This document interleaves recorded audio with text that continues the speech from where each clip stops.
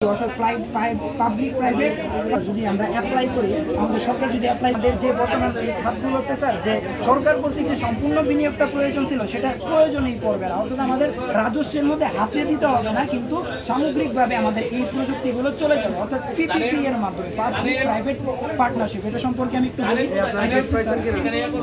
তো এটা কিভাবে কাজ করে পাবলিক প্রাইভেট পার্টনারশিপ? এটা হচ্ছে কি, সরকার প্রথমত এই প্রযুক্তির কিভাবে বাস্তবায়ন করতে হবে সেই প্রস্তাবনা দিবে এবং সেটা থেকে লাভ ক্ষতিটা তারা বিভিন্ন পাবলিক ইনভেস্টরদের কাছে উপস্থাপন করবে এবং এটা বাস্তবায়নের পর যদি সেটার মানে মূল বিনিয়োগটা তুলতে 3 বছর সময় লাগে, তাহলে সেই পাবলিক যে পার্টনারশিপের যেই ইয়াটা আছে, বিনিয়োগকারী আছে, তাকে 7 বছর যাবো সেটা তোলার অনুমতি দেবে, যার কারণে কি 3 বছরে সে নিজের বিনিয়োগটা তুললো এবং লভ্যাংশটা তুলতে পারবে। যার কারণে দেখা যাবে স্যার একটা সার্টেন টাইমে অনেক বিনিয়োগকারী আমরা বিদেশ থেকে পাবো এবং আমরা এসডিজির প্রকল্পকে বাস্তবায়ন।